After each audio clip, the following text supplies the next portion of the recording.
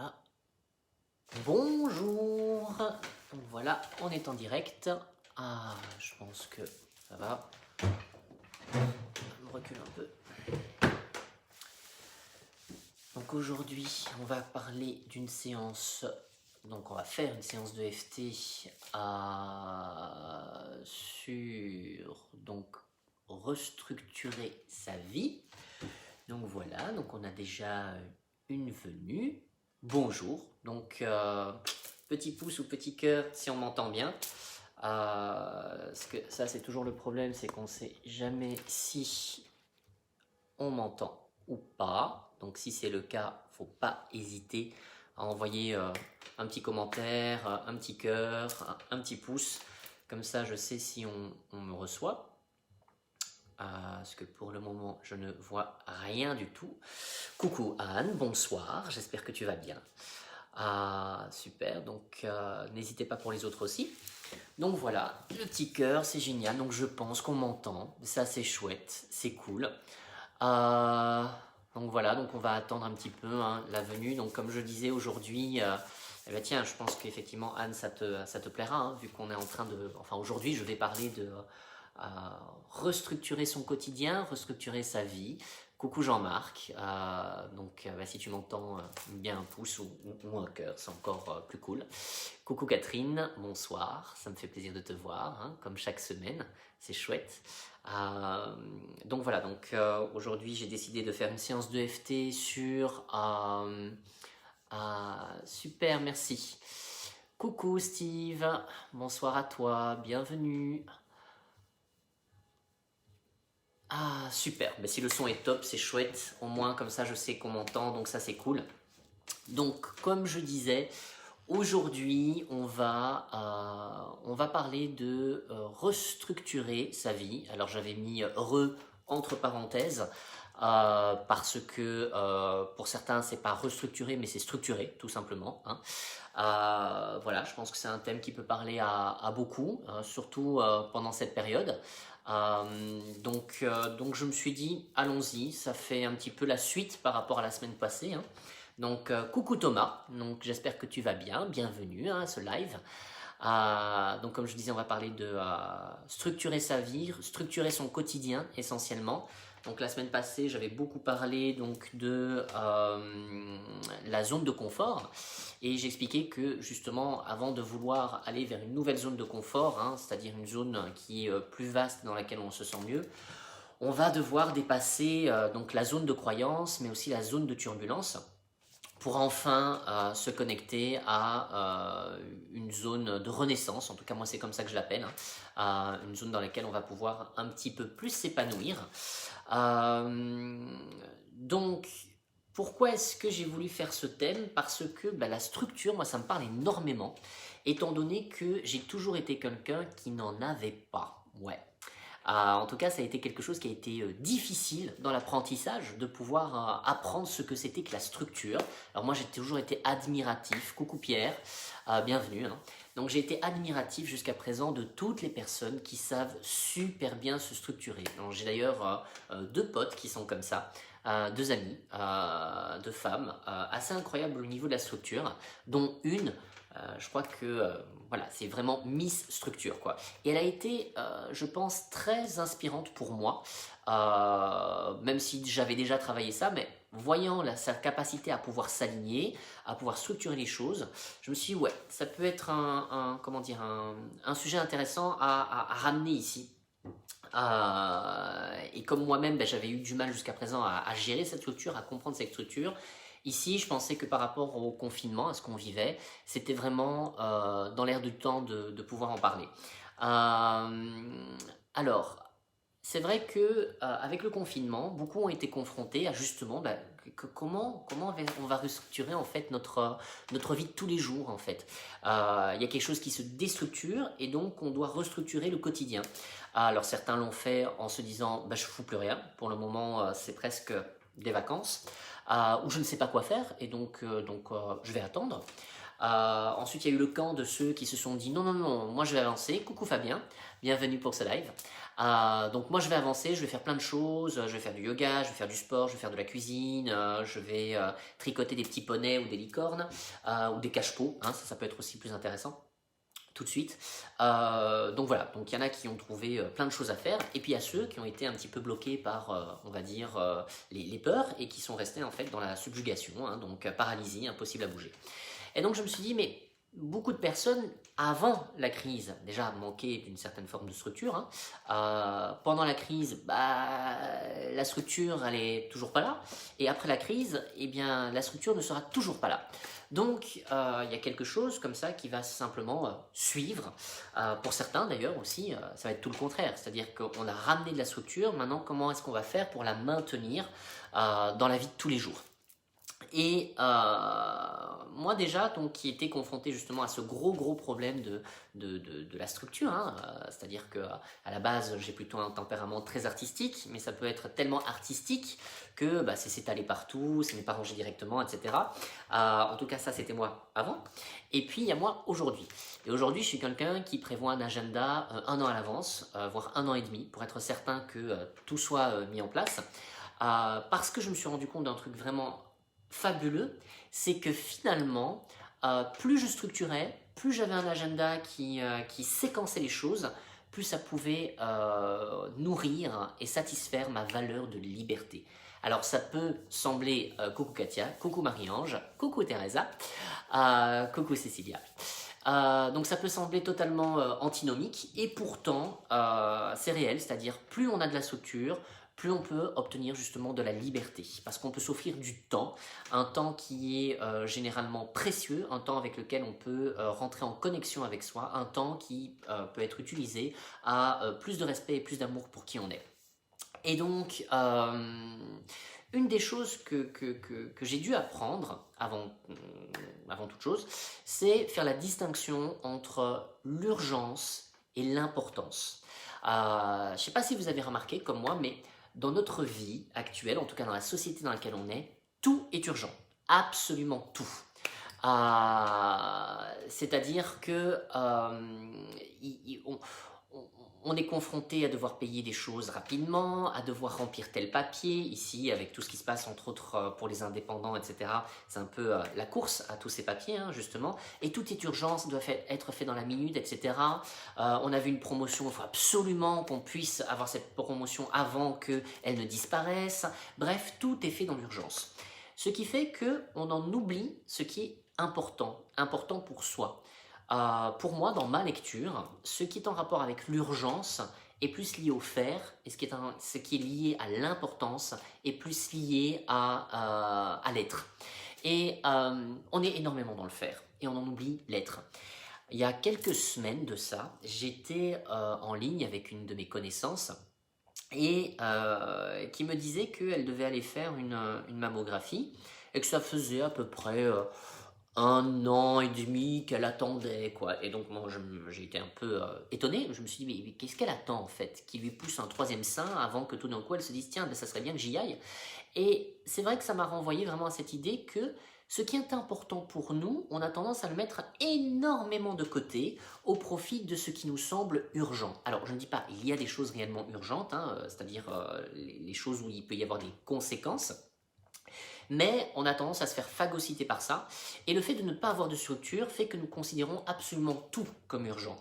Et donc tout au long de notre journée, on va être à un certain moment phagocyté, on va être absorbé par toutes ces urgences qui ne font que nous stresser, qui font que ce qui est important pour nous, parfois on diminue en fait le temps, le séquençage.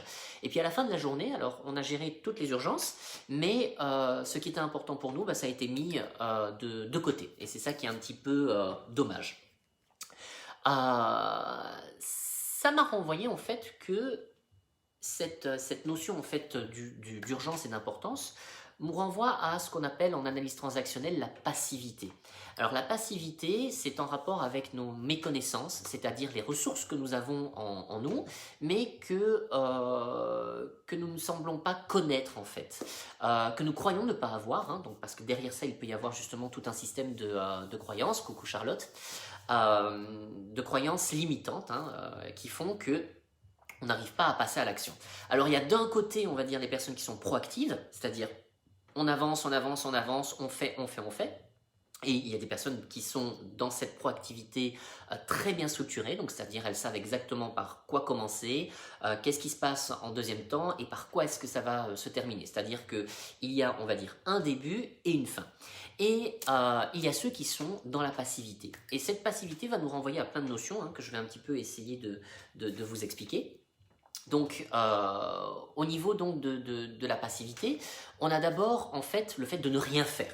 Donc, c'est-à-dire que je sais que je dois faire des choses et je ne me mets pas en route, je ne fais rien, je ne bouge pas, voilà, je laisse passer. Un petit peu comme ce que je disais au début, c'est-à-dire les personnes qui sont rentrées dans le camp de ici pendant cette période, je vais rien faire. Alors parfois avec raison, parce qu'il y avait de la fatigue et puis il y a besoin à un certain moment de pouvoir prendre du recul, et puis d'autres fois parce que ça fait un peu partie de nous, ce côté où je sais pas très bien quoi faire, je l'ai bien en tête, mais il va rien se passer, quoi. Puis nous avons en fait la deuxième forme de passivité, alors ça peut sembler étrange mais pourtant c'en est une, c'est la suradaptation, c'est-à-dire c'est lorsqu'on va avoir tendance à répondre plus aux besoins des autres plutôt qu'aux nôtres, et alors on va s'agiter, on va faire, on va être dans le faire, mais on ne sait même pas pourquoi on fait en fait, c'est essentiellement parce qu'il y a une demande extérieure, alors coucou Nora, on a tendance donc à faire parce qu'il y a une demande extérieure, parce que l'autre a des attentes, et donc on s'exécute. Mais finalement, ça peut être intéressant vu que ça nous renvoie à quelle place est-ce que je me donne et est-ce que je fais attention à mes propres besoins en fait finalement. Le troisième stade en fait de la passivité, c'est l'agitation. Alors ça, moi j'ai été un pro du mouvement 20. Alors le mouvement 20, qu'est-ce que c'est? Ça c'est tout un concept. Alors c'est le truc où tu es en train de t'exécuter, de sauter, d'astiquer, de courir à gauche, à droite, tu fais n'importe quoi, tu es très content de le faire, tu te dis j'ai eu une journée incroyable, j'ai été très productif et en fait tu t'aperçois surtout que tu n'as rien foutu, que des conneries, du style le chat a miaulé, tu es allé voir ce qu'il avait, puis là tu as vu une plante, tu t'es dit bon il faut que je lui donne de l'eau, mais tu sais que tu as tes papiers à remplir, donc tu y retournes un petit peu, et puis tu as le téléphone qui sonne, et là tu réponds au téléphone, bien évidemment après il est l'heure d'aller manger, donc tu vas manger, et puis avec ça tu es un petit peu fatigué, donc tu te dis bon une petite sieste là-dessus pour me requinquer, puis en te requinquant, enfin en te relevant, tu vas prendre un thé, puis un petit morceau de chocolat, puis finalement tu t'y remets, puis encore un imprévu, puis un imprévu, puis un imprévu. Bref, le mouvement 20, l'agitation, c'est-à-dire on ne fait strictement rien du tout en croyant avoir fait beaucoup de choses. Et puis, il y a les deux autres points qui sont peut-être un petit peu moins sympas. Coucou Oli. C'est la violence. Donc, c'est-à-dire que c'est une forme de passivité. C'est-à-dire qu'à un certain moment, on sait qu'on doit bouger, on n'arrive pas à bouger et les autres peuvent nous mettre en fait à un certain moment sur les nerfs. Et toute cette énergie en fait va s'accumuler et va exploser sur quelqu'un. Ça, c'est le stade de la violence. Et puis enfin il y a le dernier, et le dernier en fait c'est un mot un petit peu plus particulier, c'est l'incapacitation. C'est-à-dire que je me mets en incapacité de faire par la maladie, le burn-out, par la fatigue, la dépression, le suicide aussi. Et là c'est sûr que quand on est mort, on ne peut plus rien faire, c'est con, mais c'est un principe. Et donc ça ce sont les 5 principes donc, de la passivité en fait. Donc c'est-à-dire, je répète, ne rien faire, la suradaptation, l'agitation, la violence et l'incapacitation. Donc comment est-ce que je me mets en incapacité de? Et ces deux tendances, donc violence et incapacitation, peuvent nous renvoyer à nos scénarios de vie. Alors, je ne sais plus très bien, parce que c'est vrai qu'avec le nombre de vidéos que je fais pour la suite de mon blog, de mon site internet, etc., et les lives, je ne sais plus toujours en fait si j'ai parlé de toutes les notions, mais il y a donc cette notion de scénario qui me semble très très importante. Ce sont en fait donc les schémas récurrents que nous vivons. Donc, pour vous redonner une petite définition d'un scénario, qu'est-ce que c'est? C'est une décision qu'on a prise quand on était petit, en fonction de ce qu'on a vu, de ce qu'on a vécu, et qu'on va chercher à, quelque part, comment dire, vérifier tout au long de notre vie. Hein. C'est un peu une forme de croyance qu'on va avoir sur soi, sur les autres et sur le monde qui nous entoure. Et je pense justement que nos passivités nous renvoient aux résistances au changement. C'est-à-dire, on a envie de changer, mais on fait tout pour ne pas changer. Et quelque part, tant que je m'agite à faire beaucoup de choses et à ne pas faire ce que je dois faire, tant que je suis dans la violence, tant que je suis dans l'incapacitation, tant que je suis dans le rien faire ou que je réponds aux besoins des autres et pas aux miens, c'est une façon de ne pas m'occuper de moi. Et ça peut être une forme de scénario. C'est-à-dire peut-être qu'il y a une croyance là derrière, hein, que je ne suis pas capable, que les autres ne sont pas là pour moi, et je cherche à vérifier ça hein, à travers mon incapacité à restructurer, on va dire, ma vie, et que de toute façon, même si je change, ça ne changera pas. Pourtant, quand je change, quelque part, je suis obligé de faire changer le système. Et quand le système change, ça je l'ai dit la fois dernière, je suis obligé de changer et de m'adapter à ce nouveau système.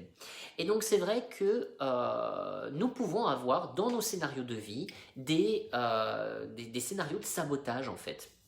Des scénarios de sabotage qui nous renvoient en fait à nos stratégies de fonctionnement. Alors il y a deux types de stratégies. Hein. On a les macro-stratégies, c'est-à-dire des stratégies du style comment est-ce que je vais faire pour acheter une cuisine, ou pour acheter une nouvelle maison, ou pour partir en vacances, c'est-à-dire que je vais prendre des renseignements spécifiques, hein, du style quel est le prix, combien est-ce que j'ai d'abord sur mon compte en banque, où est-ce que je veux partir si c'est pour partir en vacances, si c'est une cuisine, est-ce que j'achète quelque chose qui est déjà préfabriqué, est-ce que je la fais construire, etc. Donc il peut y avoir plein de choses autour, ça sont des macro-stratégies, et puis il y a les micro-stratégies, qui est un fonctionnement cognitif, hein, qui nous fait prendre des décisions. Ces décisions vont très très rapidement en fait dans le cerveau. Et c'est ça qui fait que soit quand on est très bien aligné, eh bien on peut prendre des décisions qui sont vraiment en rapport avec nos valeurs, avec qui on est, avec notre identité, etc. Et puis il y a, on va dire, parfois des stratégies, on va dire, d'auto-sabotage qui nous font prendre des décisions qui ne sont pas du tout en rapport à ce qu'on voudrait. Donc c'est-à-dire que parfois je dis oui alors que je pense non, ou je dis non alors que je pense oui. Et ça nous amène sur tout à fait une autre voie. Et le résultat souhaité n'est absolument pas du tout à la hauteur de nos espérances. Et donc ces ensembles de stratégies de sabotage quelque part se vérifient à travers notre scénario de vie, hein, donc c'est-à-dire les croyances que j'ai sur moi, sur les autres et sur le monde qui nous entoure. Et c'est là où, c'est peut-être ce qui va intéresser pas mal de personnes, c'est comment est-ce qu'on va se remettre à restructurer les choses. La première chose à faire qui est vraiment importante, c'est faire un bilan. C'est-à-dire, qu'est-ce qui ne va pas ? Qu'est-ce qui n'allait pas avant le confinement ? Qu'est-ce qui ne va pas pendant le confinement ? Qu'est-ce qui n'ira pas après le confinement ? Il y a des choses comme ça, des thèmes récurrents, et peu importe, on va dire, les crises que nous vivons, hein, même sans ce confinement-là, quelque part, ça serait une réalité, il y a quelque chose qui ne va pas, qui est insatisfaisant dans notre vie, et on ne fait pas bouger les choses. On observe, on est dans cette passivité, on ne fait rien, ou alors on essaye de s'agiter, ou on est dans une espèce de violence, hein, on joue dans des jeux psychologiques, ou une suradaptation, c'est possible aussi, mais finalement, rien ne se passe. Et c'est là où il est temps, à un certain moment, de se poser les bonnes questions. Ok, si rien ne se passe, qu'est-ce que j'ai envie de changer ? Il va falloir reformuler un objectif précis, c'est-à-dire qu'est-ce qui pose problème et vers quoi est-ce que j'ai envie d'aller. Alors ça, j'en ai parlé un petit peu la semaine passée, me semble-t-il, ou la semaine d'avant. Mais ça va être important pour refonder, on va dire, une colonne vertébrale, restructurer, on va dire, notre zone de confort et donner aussi la place aux émotions. Souvent, les émotions, c'est quelque chose qui nous fait peur, c'est quelque chose qui nous dérange, c'est quelque chose avec lequel on prend du recul parce que on a du mal à être en contact avec certaines douleurs, des tristesses, des colères aussi. Alors, la colère, c'est peut-être pour certains en tout cas plus facile. On est ok de montrer quelque chose justement qui va être violent, mais quand il s'agit de quelque chose lié à la tristesse, c'est peut-être un tout petit peu plus, en tout cas selon ma lecture, selon ma croyance, même si je sais que c'est pas comme ça pour tout le monde, c'est parfois un petit peu plus intime et on n'ose pas forcément montrer en fait la faiblesse qu'il peut y avoir derrière. Bonsoir Laetitia. Donc c'est vrai que c'est pas forcément toujours évident de se retrouver en contact avec ces émotions-là, et pour redonner de la structure, une fois qu'on a fait le bilan, c'est nommer les émotions.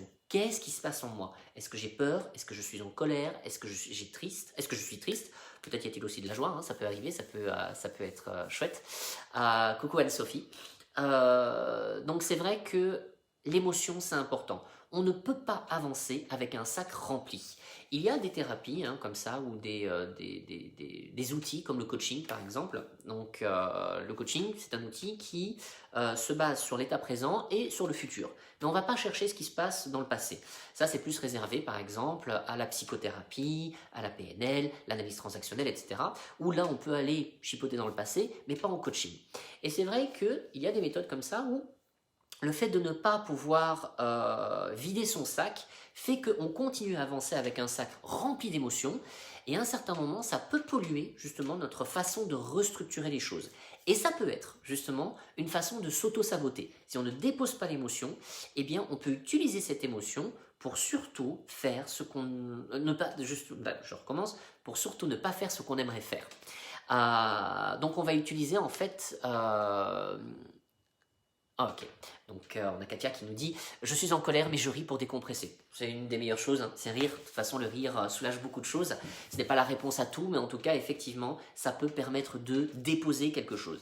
Et une fois que l'émotion a été déposée, qu'on a effectivement déposé son sac, alors peut-être que tout le sac ne sera pas déposé, mais en tout cas, une partie, on va dire, c'est là où on va pouvoir être en contact avec nos besoins. De quoi est-ce que j'ai besoin en ce moment? Et le besoin, c'est pas en fait que l'autre change, parce que ça serait généralement magique, et je suis d'accord, moi je suis partisan d'une autre maladie qui s'appelle la stacosite aiguë. La stacosite, c'est à cause de l'autre si ça va pas dans ma vie, c'est à cause de lui si pour le moment je vais mal, c'est à cause de l'État si pour le moment tout est pourri. Bon, ça c'est vrai, mais non, je déconne. Voilà, la stacosite aiguë. Donc non, ce n'est pas la faute de l'autre, et même si on aimerait que l'autre change, ça peut être sympa comme besoin, mais c'est pas sous contrôle. Donc, première chose qu'on fait, c'est revenir sur soi. Mes besoins, c'est quoi? Qu'est-ce qui se passe si par exemple je vis une relation tout à fait pourrie? Mais c'est quoi mes besoins? Alors déjà, me les dire, c'est déjà pas mal, et puis ensuite peut-être le déposer à l'autre. Et il se peut que l'autre ne soit pas capable de pouvoir l'entendre, qu'il ne soit pas capable de pouvoir l'accueillir, ça c'est autre chose. Et on n'est surtout pas non plus responsable de ce qui se passe dans l'émotion de l'autre. Par contre, je suis responsable de la manière dont je le dis, ça c'est certain. Donc, se recentrer sur quel est mon besoin ici et maintenant. Et surtout, qu'est-ce que je vais faire pour réaliser ce besoin? Et votre meilleur ami dans ces cas-là, alors c'est pas vos potes, c'est votre agenda.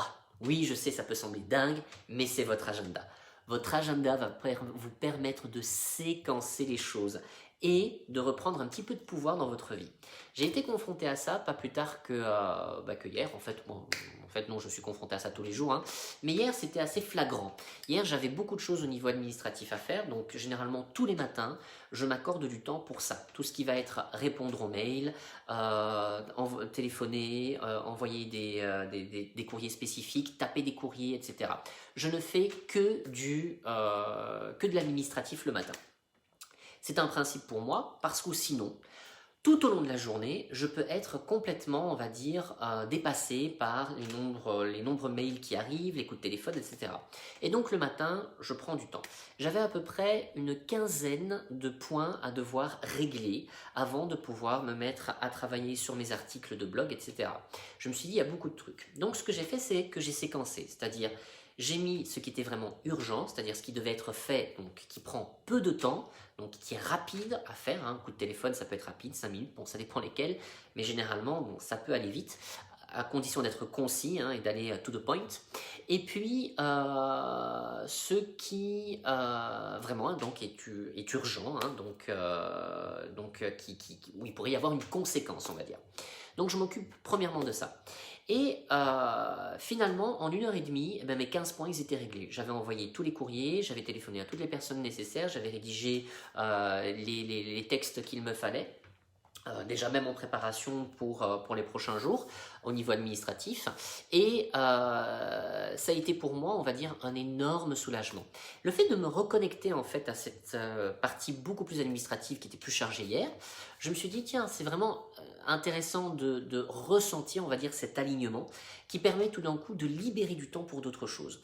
Donc c'est pour ça que je vous dis, oui, votre meilleur ami, c'est malheureusement pas vos meilleurs potes, hein, désolé pour eux, mais c'est votre agenda, parce que c'est lui qui vous permettra effectivement de libérer du temps, de séquencer, et ça va être très important, séquencer, pour ensuite, effectivement, peut-être vous attaquer à des choses plus importantes par rapport à vos projets, et c'est là où, justement, là où j'opposais, on va dire, l'urgence à l'importance, c'est là où ce qui est important va pouvoir commencer à prendre sa place. Et que ce soit en termes, on va dire, de relations, que ce soit au niveau de la famille, que ce soit au niveau du travail, que ce soit au niveau des projets personnels, vous allez pouvoir le mettre dans votre agenda. Alors c'est clair, c'est quelque chose qui s'apprend et on ne parvient pas forcément à faire ça du jour au lendemain, il y a des méthodes pour ça. Et justement, prochainement, je mettrai un webinaire en place pour ceux qui sont intéressés pour comment est-ce qu'on peut gérer au mieux son agenda. Hein. Et on me dit que ça bug. J'espère que ça bug pas trop. Hein. Moi ici, apparemment, ça va, mais bon, on verra bien. Au pire, je reviendrai sur certains points. Voilà. Donc, après l'agenda, hein, après l'agenda, pendant l'agenda, excusez-moi.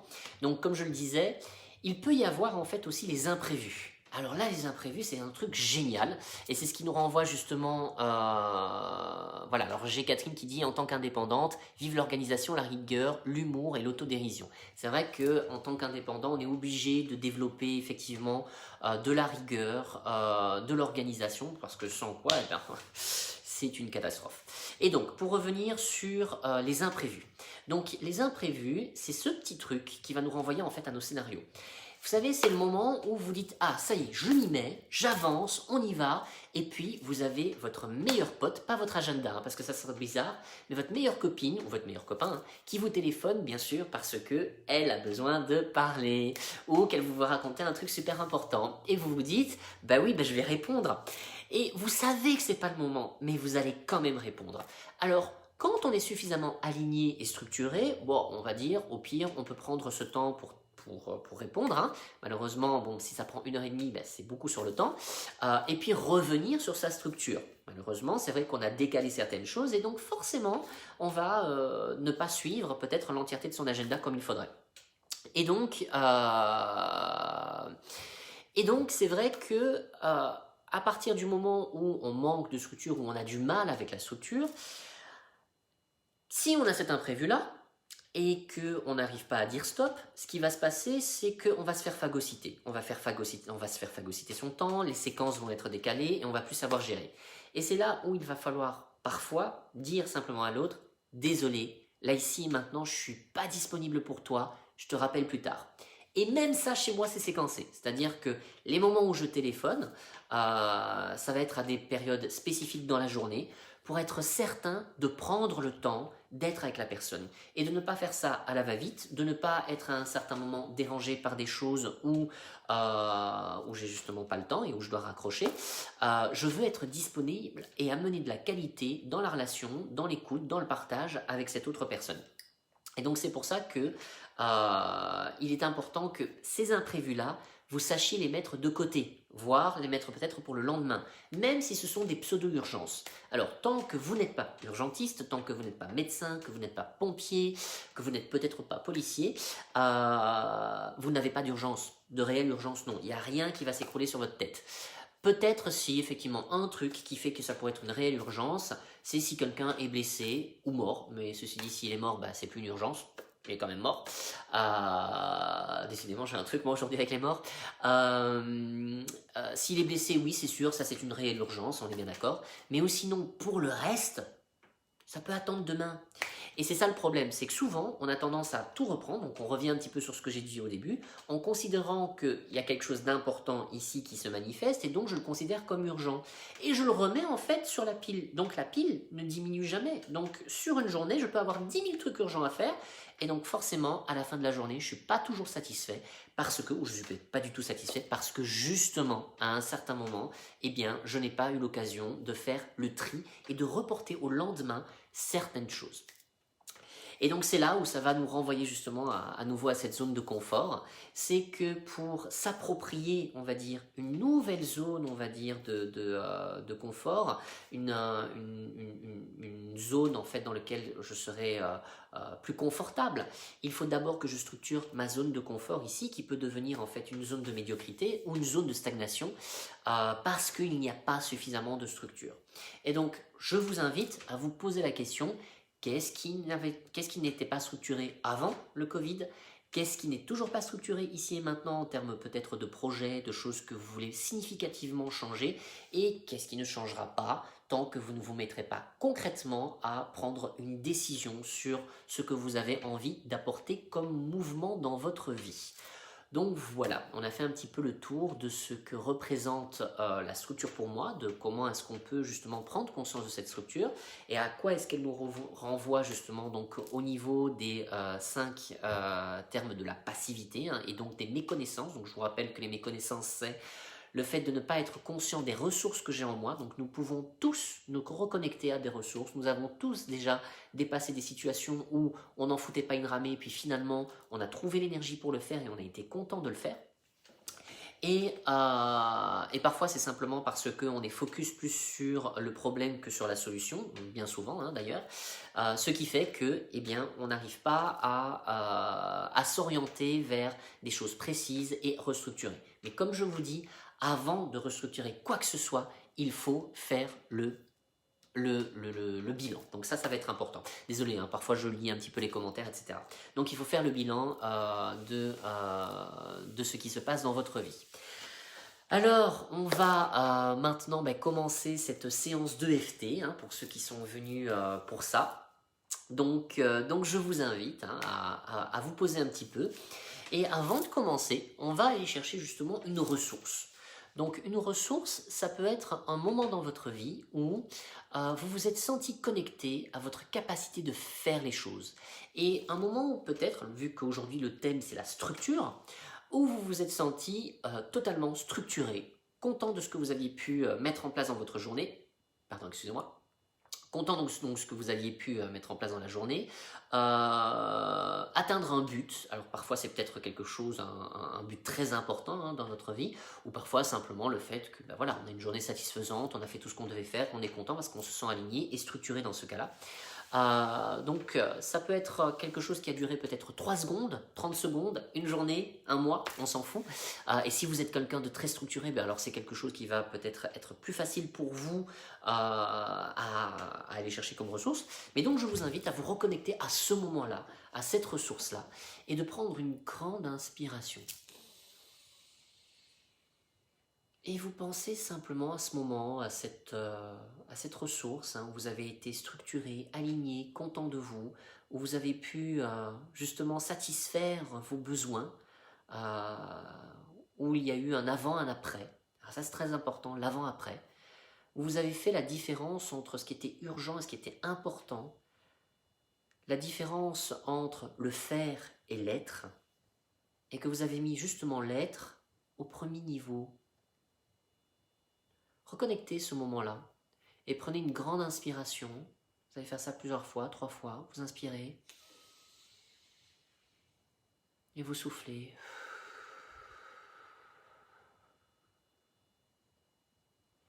On reprend une inspiration.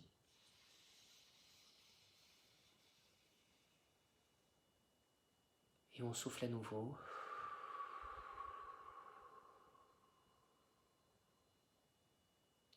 Encore une fois. Et on souffle.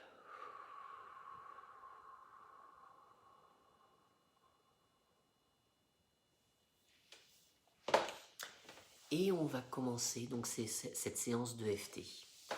Alors, je vous rappelle les différents points, hein, donc technique donc, de libération émotionnelle, Emotional Freedom Technique. Le premier point, ça va être le point karaté hein, qu'on a ici, donc on va tapoter comme ceci, ou comme ça, peu importe, comme ça, donc, comme vous voulez, mais vous tapotez. Le deuxième point se trouve juste ici, le troisième au-dessus des sourcils, le quatrième sur le côté des yeux, le cinquième sous les yeux, Le 6e et le 7e, donc au-dessus et en dessous des lèvres. Ah ouais. Le 8e sous les clavicules. Le 9e sous la poitrine. Et enfin, le 10e, là où ça fait un peu plus mal, sous les aisselles. Et donc, je répète bien, sous les aisselles, hein. C'est pas ici. Ok, sous les aisselles. Et donc, on va commencer cette séance hein, sur la restructure de la vie au quotidien. Donc, vous allez tapoter et puis répéter les phrases que je dis, tout simplement. Et la première phrase qu'on va prendre, en tout cas celle qui paraît le plus logique et la plus inspirante pour moi, c'est même si j'ai du mal à restructurer ma vie, je m'aime et je m'accepte infiniment. On y va? C'est parti. Donc, vous répétez après moi et vous faites ce que je fais. Hein. Même si j'ai du mal à restructurer ma vie, je m'aime et je m'accepte infiniment. Même si j'ai du mal à restructurer ma vie, je m'aime et je m'accepte infiniment. Même si j'ai du mal à restructurer ma vie, je m'aime et je m'accepte infiniment. J'ai du mal à restructurer ma vie. J'ai du mal à structurer ma vie. C'est compliqué pour moi de faire la différence entre l'urgence et l'importance. Pour moi, tout est urgent. Et j'ai tendance à me laisser phagocyter. Je suis dans le faire, ou parfois dans le non-faire. Quelle importance est-ce que je me donne? Quelle place est-ce que je me donne? Je suis peut-être dans une forme de passivité. Peut-être que je ne sais pas que j'ai les ressources en moi. Je méconnais mes ressources. Je suis peut-être dans le rien faire. Je ne bouge pas. Un vrai passif. Je suis peut-être dans la suradaptation. Je fais pour les autres, mais je m'oublie. Je suis peut-être dans l'agitation. Je deviens le pro du mouvement vain. Tout faire et ne rien faire. M'agiter sans résultat. Mais avoir ce sentiment que j'ai été très actif. Peut-être que je vis de la pression et que cette pression s'exprime sous forme de violence contre les autres, contre le monde. Une colère, une agressivité. Mais lorsque je me rends compte que cette colère et cette agressivité ne sert à rien, peut-être ai-je tendance à la retourner contre moi-même. Peut-être que je tombe malade, en dépression, que je suis triste, que je fais plusieurs burn-out, des maladies auto-immunes. Tout cela pour confirmer mes scénarios de vie, c'est-à-dire mes croyances sur moi-même, sur les autres, sur le monde qui m'entoure. Cela me renvoie automatiquement à des stratégies de sabotage Peut-être ai-je des croyances négatives, limitantes, me concernant. Peut-être que je mets en place des stratégies de sabotage. Tout cela pour confirmer mes croyances sur moi-même. Tout cela pour confirmer ma passivité et pour justifier ma passivité. Je n'ai pu rien faire en ce moment. J'ai été sollicité par les autres. Ce n'est pas ma faute si je ne prends pas du temps pour moi. C'est à cause de ce que les autres m'obligent à faire. Ce n'est pas ma faute si je suis malade. Ce n'est pas ma faute si je ne suis pas bien émotionnellement. Et c'est vrai, ce n'est pas ma faute. Mais je suis responsable de mes émotions, de leur gestion. Je suis responsable de ce que je laisse faire et du fait de ne pas respecter mes limites. Alors, il est temps de restructurer les choses et de faire le bilan. Qu'est-ce qui n'allait pas? Qu'est-ce qui ne va pas? Et qu'est-ce qui n'ira pas si je ne change pas? Quel est le problème? Et vers quoi est-ce que je désire aller? Je prends conscience de mes émotions. À partir d'aujourd'hui, je prends conscience de mes émotions. Je nomme mes besoins. De quoi est-ce que j'ai besoin? Comment puis-je répondre moi-même à mes propres besoins? Je passe à l'action en prenant des décisions, en notant tout ce que je dois faire. Car je ne suis pas surhumain et je dois pouvoir me libérer la tête. Je dois pouvoir me dégager du temps. Un agenda, c'est s'offrir de la liberté. Je gère les imprévus en les mettant de côté, si nécessaire. Et j'apprends à accueillir une nouvelle zone de confort, une zone de réconfort, une zone d'épanouissement, une zone de renaissance. Aujourd'hui, j'apprends à me structurer, à reprendre des décisions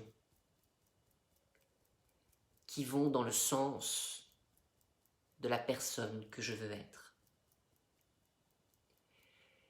Et ici, je vais vous inviter à vous reconnecter à la ressource en question que vous avez été chercher tout à l'heure. On se reconnecte et on tapote. On tapote sous la barre de la poitrine. Et on se reconnecte à cette ressource, ce moment où on a été totalement structuré, fier de nous, parce qu'on est allé jusqu'au bout et qu'il y a eu un réel changement, un avant et un après. Et vous répétez après moi. J'en suis capable. J'en suis capable. Je suis capable de manifester le changement et de sortir de mes scénarios non gagnants. De sortir de mes scénarios perdants. Et je décide de me recréer des scénarios gagnants. Et pour tout cela, même si parfois ce n'est pas encore évident, je m'aime et je m'accueille infiniment. Je m'aime et je m'accueille infiniment. je m'aime et je m'accueille infiniment. Une grande inspiration.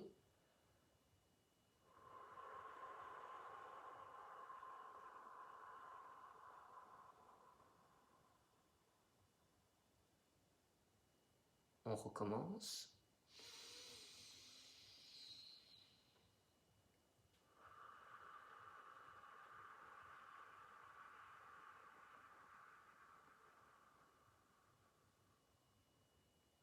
Une troisième et dernière fois.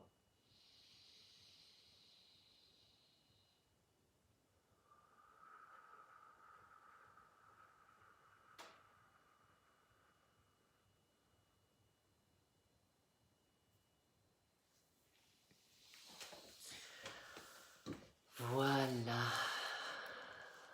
Alors restez un peu en contact avec cette sensation, ce bien-être. Et puis quand vous le sentez, si vous êtes OK de le partager, dites-moi un peu à combien est-ce que vous évaluez votre bien-être de 0 à 10, 10 étant le maximum de bien-être que vous ressentez. Comment est-ce que vous vous sentez par rapport à ces nouvelles perspectives, avec cette idée de restructurer sa vie, de structurer sa vie?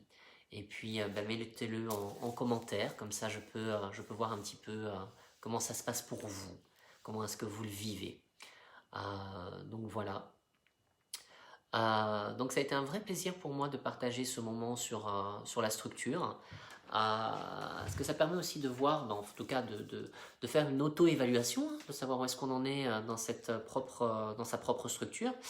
Et moi personnellement, je me suis rendu compte que cette période avait été vraiment une période très inspirante et a permis de restructurer certaines choses en moi. Que justement, moi aussi j'avais eu tendance à mettre un petit peu de côté, parce que à un certain moment on se laisse happer par la vie, hein. C'est naturel, c'est normal, mais c'est bien, ça remet, on va dire, un petit peu certaines frites dans le même sachet. Donc voilà, comme je vous ai dit, n'hésitez pas à mettre en commentaire, en tout cas si ça fonctionne, parce que je ne sais pas s'il y a un bug. Alors on a Catherine 9 sur 10, voilà, la détente est de plus en plus présente au fil des séances et de l'écoute. Ok, avec plaisir Catherine, ça fait plaisir. Voilà, c'est vrai qu'effectivement c'est ça qui est important, c'est-à-dire que plus on va travailler les outils comme de l'EFT, plus à un certain moment il y a quelque chose qui s'aligne aussi. Moi comme je le disais, ça a été, enfin comme je le disais dans d'autres séances, ça a été un outil qui a changé ma vie, réellement. C'est quelque chose que j'utilise vraiment au quotidien, hein. Tous les jours, je fais une séance au lever. Là aussi, c'est séquencé. Parfois le soir aussi. Là, beaucoup plus quand j'ai envie de travailler sur le scénario de vie. Ça, c'est quelque chose maintenant que j'intègre en plus, hein, c'est-à-dire aller à la rencontre de mon enfant intérieur.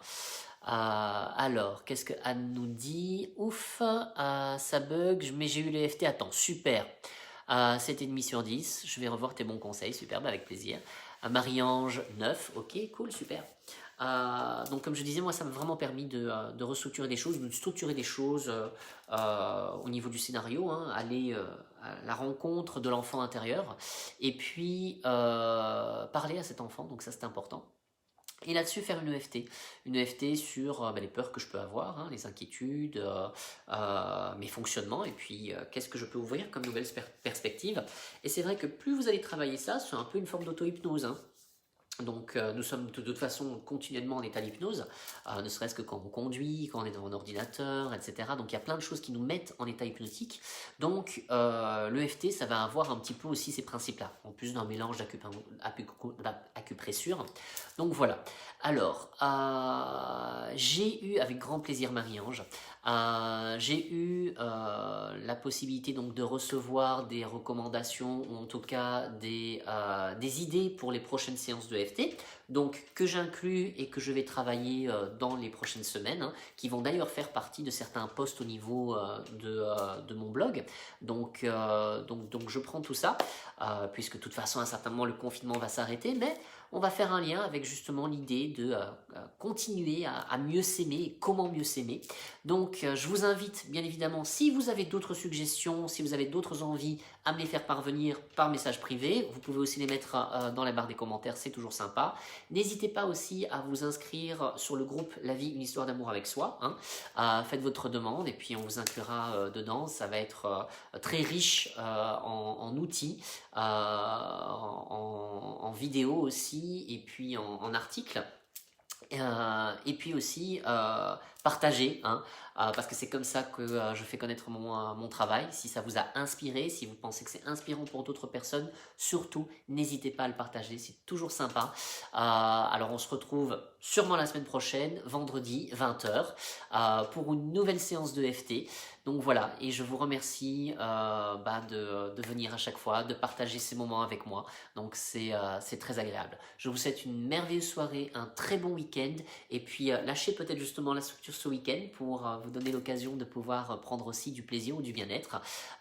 Donc je vous embrasse tous et à très bientôt. Plein de cœur, plein de bisous. Et on se revoit la semaine prochaine. Ciao, ciao! Et on coupe. Ciao!